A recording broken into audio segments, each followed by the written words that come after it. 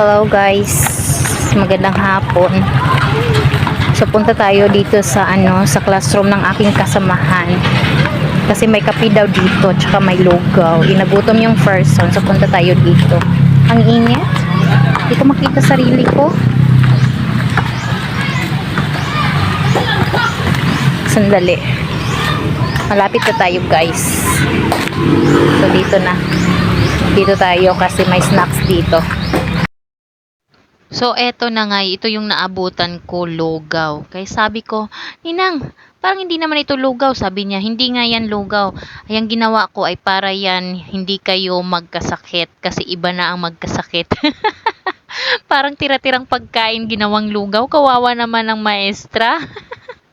Siyempre, gutom tayo eh. Kaya yan, pagbigyan natin, sabi ko sa kanya, kukunin ko ito at iinumin. Pero in fairness, ang init at ang sarap higupin. Yan, kahit ganyan lang yan, pero nabusog ako niyan.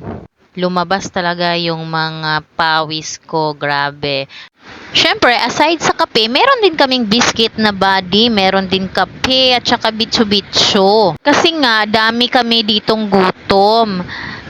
Ito nga pala ay uwian time na. So, talagang gutom na gutom kami. So, dito, ito lang yung namin, pampalipas oras while waiting for the log out.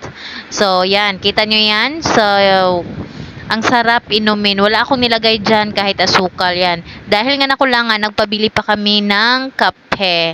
Yan. Meron kaming kape na stick. Kumuha yung kasamahan ko ng kape kasi iinom din siya. Thank you, Day Mary Jane, sa pagbili ng kape namin. O, ayan. So, yung mga kasamahan ko, coffee is life. Ayan, coffee ko pa rin yan sila. Sabi ko, sige lang, videohan kita sis. Videohan kita, Ma'am Lisa. Ito namang yung sasabi ko, ayusin mo yung mo dyan. Kasi bibidyohan kita, isasama kita sa long video ko. Sabi niya, ayusin mo yung pag-video sa akin ha. Hindi rin pahuhuli itong Junakins ko. Ayan. Sabi ko sa kanya, bawal ka magkape kasi bata ka pa. Pero yun nga, ayaw talaga, gusto talaga niyang tumikim. Kaya hala pagbigyan, nilagyan ko din siya ng kape. Kunti lang naman. Kapag pasensya na rin kayo kung pinagbigyan ko yung anak ko. Gusto ko lang din niya matikman din niya. Pero ganyan talaga yan siya, mahilig siya sa kape. Kasi nga, ganyan din yung nakikita niya sa bahay, nagkakape kami. Ayaw niya ng gatas, kahit Milo, kape talaga yung gusto niya. Yun nga, pagkatapos naming magkape, sinabihan ko yung kasamahan ko na pahingi ng patola, madam. Kaya sabi niya, punta tayo dun sa likod kasi maraming bunga yung patola ko.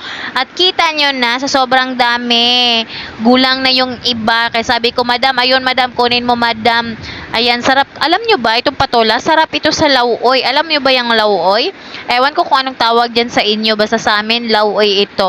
Ang patola, masarap talaga itong isama sa lauoy. Kasi, mabango yung niya.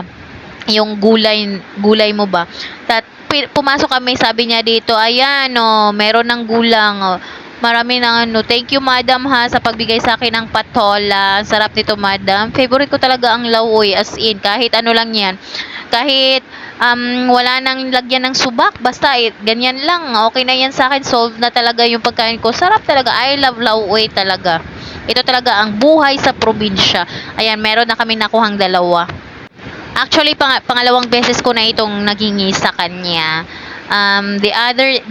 Yung una, yung may pinakiusapan ako. Pero ngayon, ako na talaga yung pumunta sa kanya. Nanguha kami. Ay, thank you so much, madam. Meron akong ulam sa hapunan. Yehe, ang sarap talaga nito. Ayan, while kami, naglalakad kami, yung namin, yung day guard namin, sabi niya, ma'am, meron pa dito, ma'am. So, sabi namin, hindi namin mabot kayo. Don't worry, ma'am, akong kukuha. Ayan, so nakuha nga, marami akong nadala talaga. Thank you so much, madam. Dito na lang. Thank you for watching.